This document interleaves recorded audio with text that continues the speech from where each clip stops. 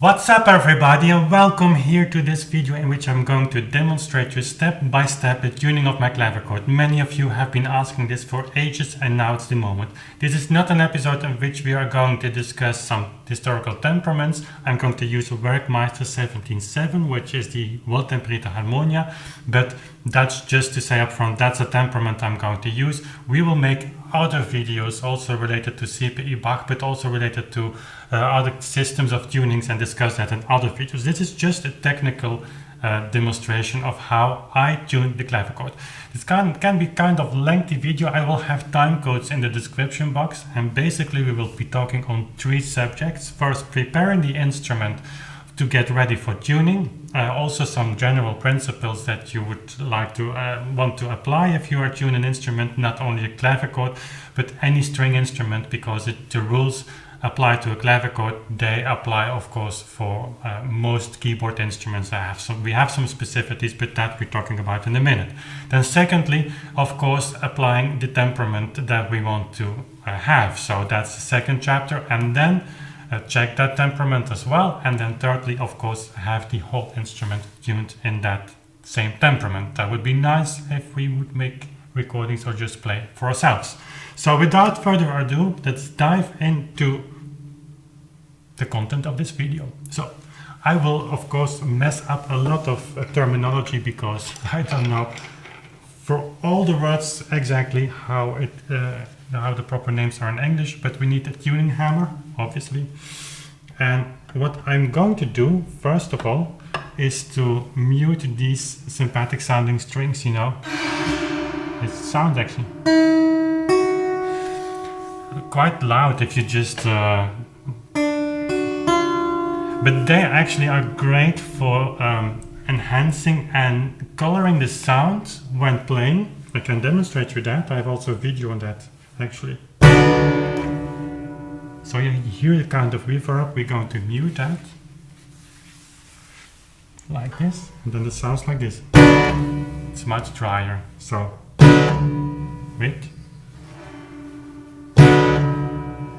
without. So you can opt for not having this, since the final sound, the final fine-tuning, so to say, will sound without the damping cloud. So, but then it's really hard to tune. It's not really hard, but there are other rules applied. And for fast tuning, and actually also with very accurate tuning, I prefer to have a damping cloud.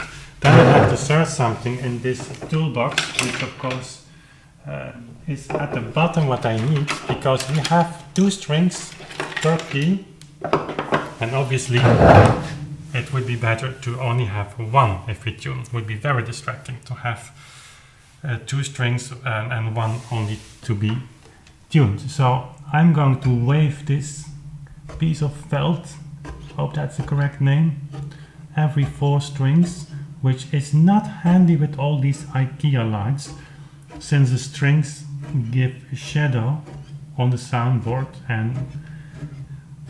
But let's see if it works. I think I did the perfect job. So just make sure that the strings that are over, so the solo strings, so to say, they still sound. And then we have one of the dullest clavichord sounds worldwide. So, with that we need to start tuning. What you want to do, of course, is check the pitch. I'm rather sure that the pitch of the clavichord didn't move too much. If you are 5 minutes before a concert, or let's say 1 hour before a concert, and you check your tuning, and if the tuning should be lowered, never do that, because if you lower the pitch of an instrument, the string will go likes that very much, because that's less tension and it travels more on that direction. So you will see that if you lower the pitch of an instrument, you need to retune it 2 times or 3 times to really have it steady. So never do that before a concert. Always tune a little bit up. But here I'm rather sure by playing that the pitch didn't go up, and otherwise you check. That would be of course something you want to check electronically. Okay, then we some general things about tuning. You have a bridge here which you have in the piano or in harpsichord and any keyboard instruments. And of course, there is a kind of angle.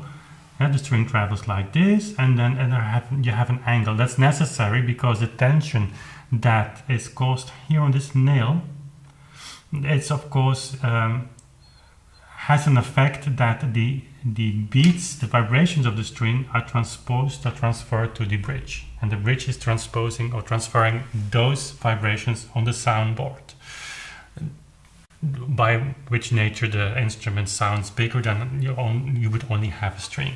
So, but this tension is important to remember, because if you are tuning an instrument, a keyboard instrument, also piano, you have to strike the key very hard in order to pull the string over this point. Because if you don't, you're only tuning this part, and then when you play and you have one forte note, one loud note, you will actually pull the string over this point, because the tension here is then higher than here, and it will adjust itself automatically. And what happens then is, of course, that the string sounds too low and you have to raise it again. So if you tune and you say, well, I've tuned my instrument and 2 days later it's out of tune, it might not have to do something with the quality of your instrument, might have to do something with the way you are tuning it. So that's the most important principle in tuning. In one way or another, you could say a clavichord is a difficult instrument to tune, because you have a relatively short sound and a soft sound. That's not a problem. You have to learn to listen to the quality of the interval, so to say. But on the other hand, this constant contact with the string gives you many options as well. If you have to tune it fifth, you can raise with your thumb the upper note a little bit. Listen. And it's just a minor effect, but once you're used to that, it's of a major help in tuning. Okay, so that was part one, actually, preparing the pitch. Make sure that your pitch is okay. If you have a concert, don't tune downwards, never do that, only if you have time and several days. And secondly, of course, prepare all of this, and the principle of make sure that you tune the whole string and not only the part before the bridge. Okay, then in Werckmeister 17.7 Wohltemperirte Harmonia, it doesn't matter too much with which note you start, because all fifths are tempered 1/12, so I flattened a little bit.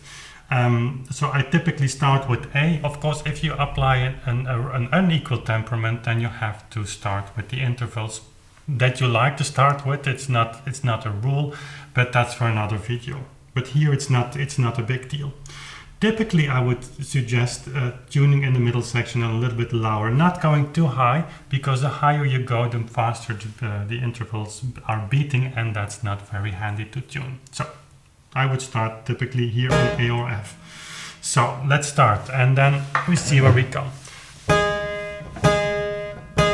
So I can now check with the pressure of my fifth finger the quality of the octave.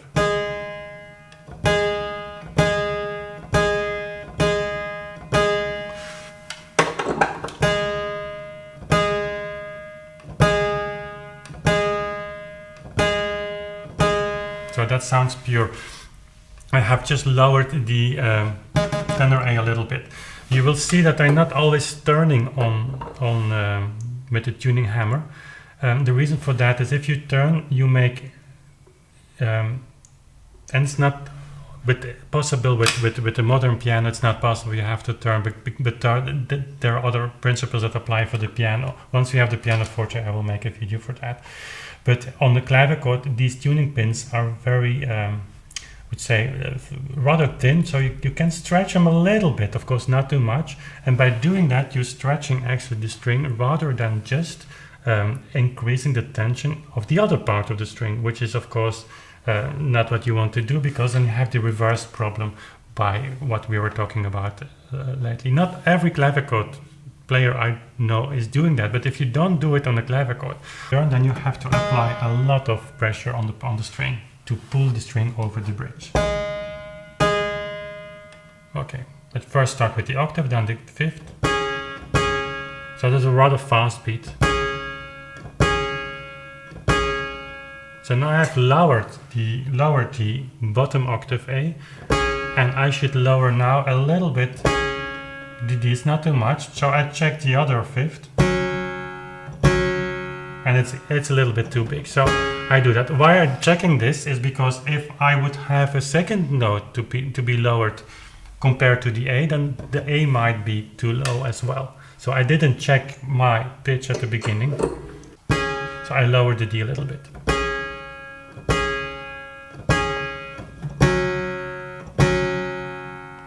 And if you hear this G, D, if I just play it, it's same pressure, it sounds almost pure. But if I give a little bit more pressure in the first finger, then it sounds purer. You see? It just adjusts a little bit. It's not much more that you need to flatten the fifths in Werckmeister Wohltemperirte Harmonia. So that's actually gleichschwebend. It's different than the piano tuning, a little bit.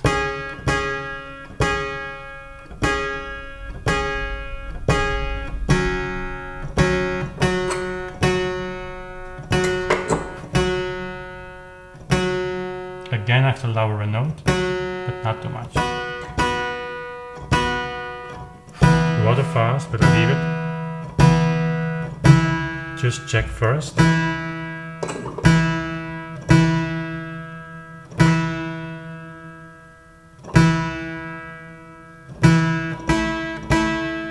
This is rather fast.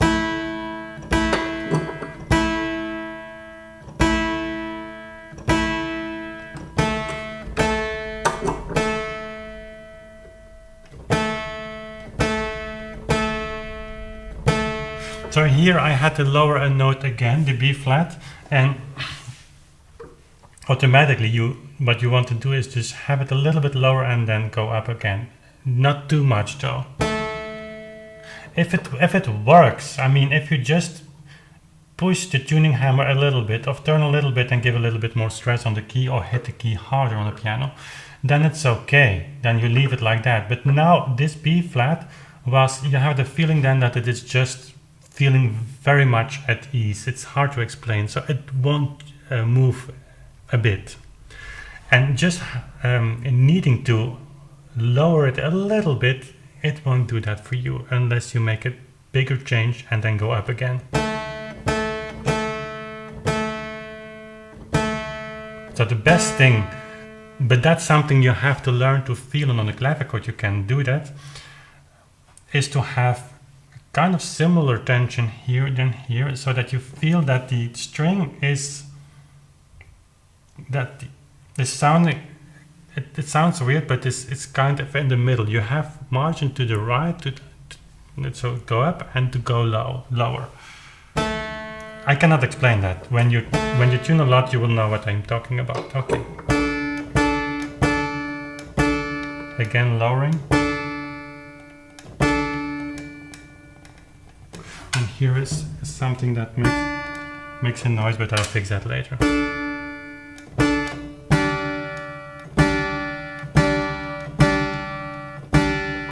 So again, this G sharp much lower. That's pure. I have to fix it first.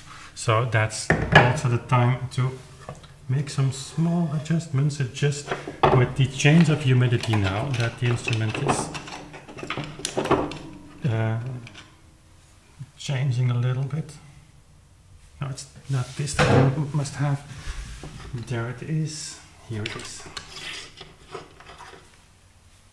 Okay. So you have the balance hole here. Just go through it once, not make the opening bigger, and normally it should be fixed now. And if you tune an instrument, you're sitting not right in front of the keyboard. See it? So the tension on the keys is bigger, which gives a little bit more of this kind of noises.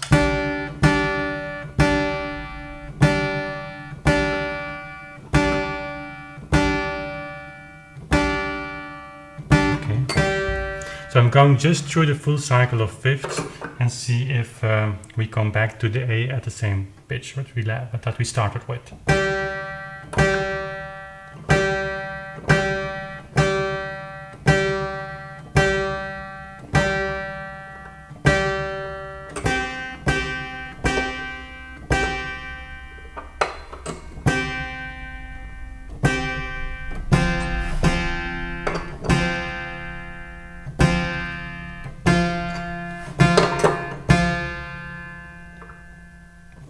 It's still very good. It's remarkable actually. This is very pure.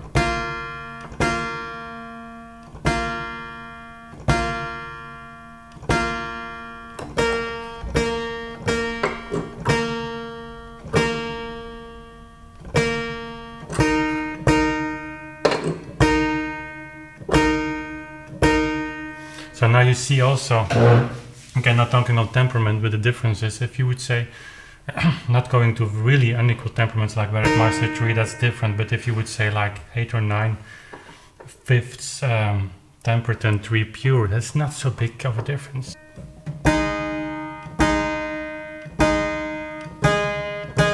So we are back at the A.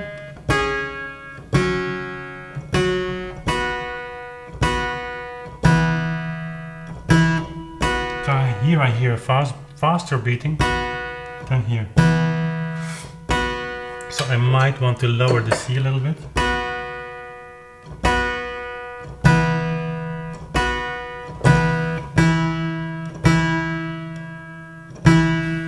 Lower the F.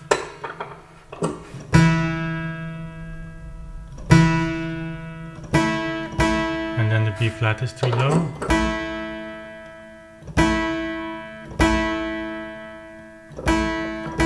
Pure. That's enough. You see, the octave is still okay.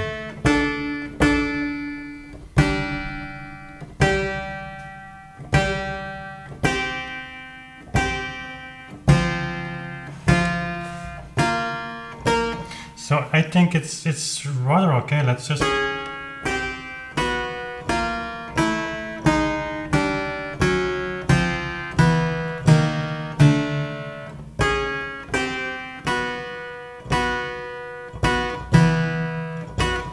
see a little bit lower still.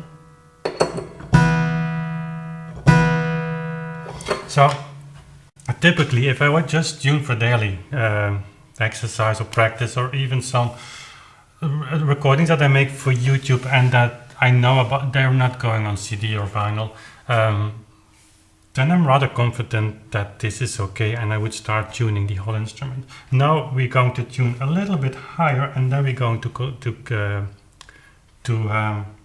see if the thirds work. That I'm doing anyway, by the way, but I accept differences there and we will see that there will be differences now.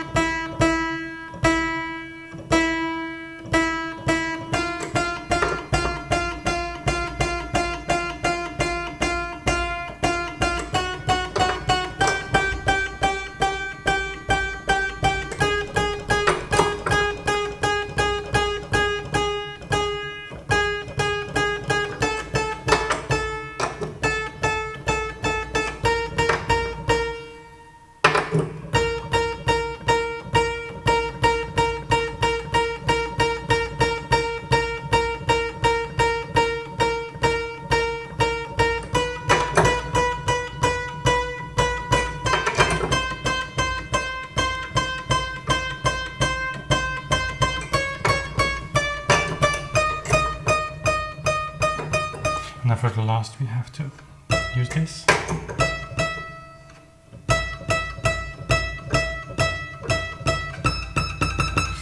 So okay, now let's check the thirds, the major thirds.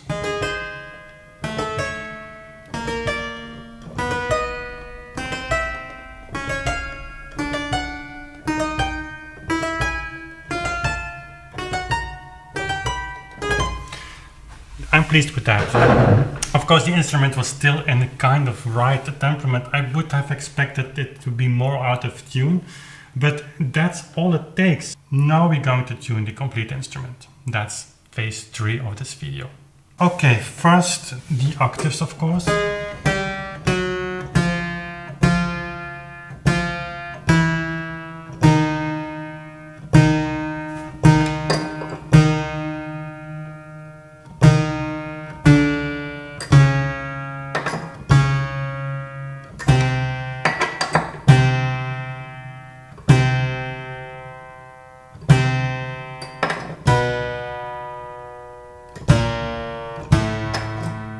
Here started the bass. So just by giving pressure to the note, I can easily hear if it needs to go lower or higher. Typically in the bass you would want to adjust with turning a little bit. Sometimes. And if it's too big, and you will see if you turn a little bit, nothing happens there unless you press a little bit more and then you take the string over this point on the bridge. Really important.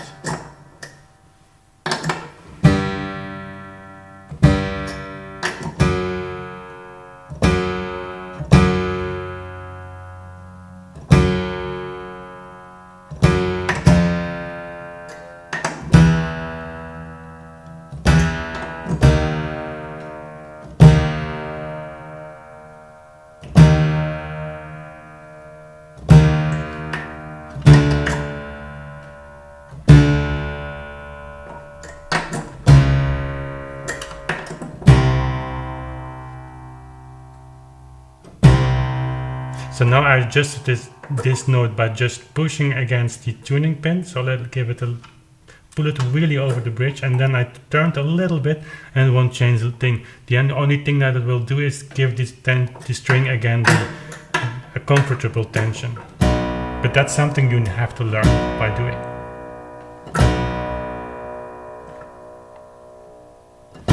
So and all these little techniques are really important if you want to have a tuning that is quite stable. It doesn't change too much.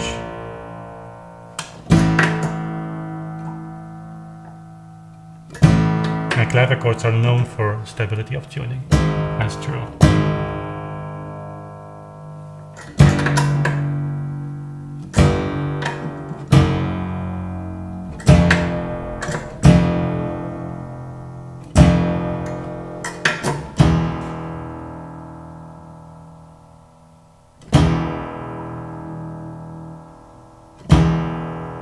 Okay, and then we do something that the kids love to do at the time.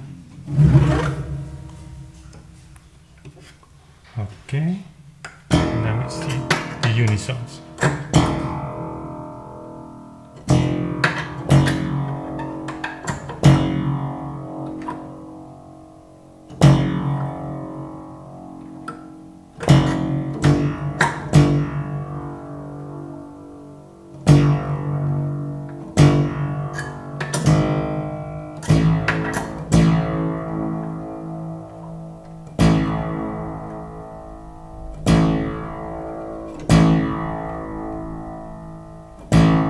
So that's the B flat was quite out of tune, rather out of tune. And then you want to have this after pressure because you need to correct the tension of the string. I thought when I started to make this video that my clavichord would be way more out of tune, so that would be another demonstration, but would have taken longer as well. Here you have one. So I just give some tension, lower it, you see, I'm just doing nothing. But then I turn a little bit.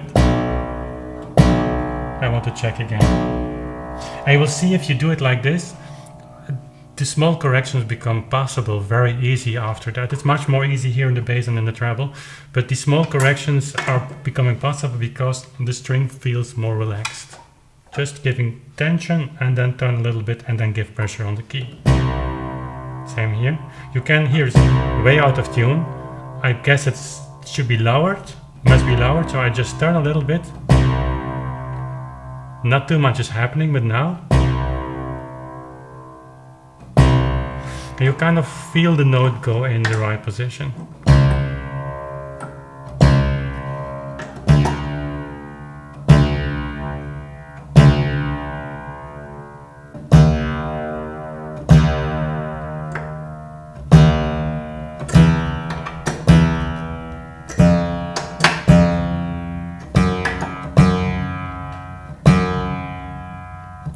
So if there is too much tension needed, I'll turn a little bit.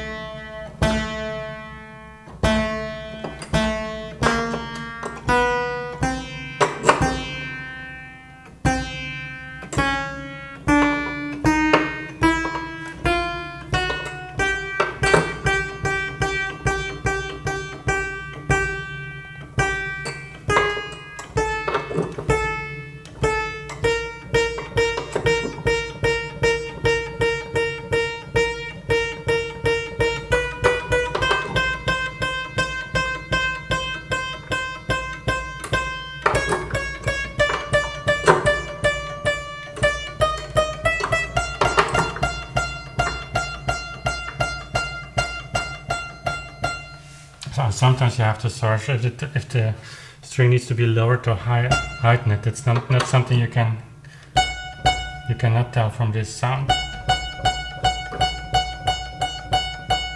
But you will feel there are certain tendencies while tuning, so you mostly will know. You see, I like this dry attack. I like it very much. Of course, it becomes more lively when I will take away this damping load.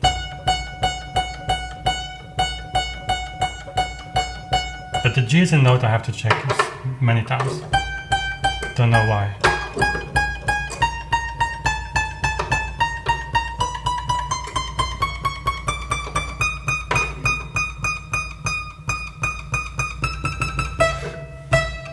Check the octave again.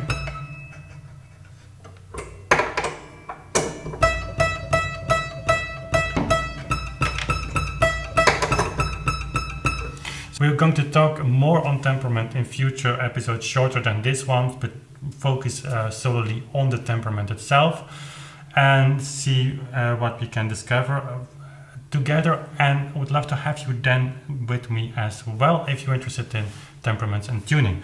So thanks for watching anyway. If you have questions, don't hesitate to leave them in the comment boxes here on YouTube, and I will certainly read them and address them if I can. If this is your first time here on Authentic Sound, this channel is all about exploring the music from Bach to Beethoven, sharing that music through performances and through research or videos like this on temperament. And if you like that, please hit the subscribe button and become part of this community. And then we see each other very soon again. Bye.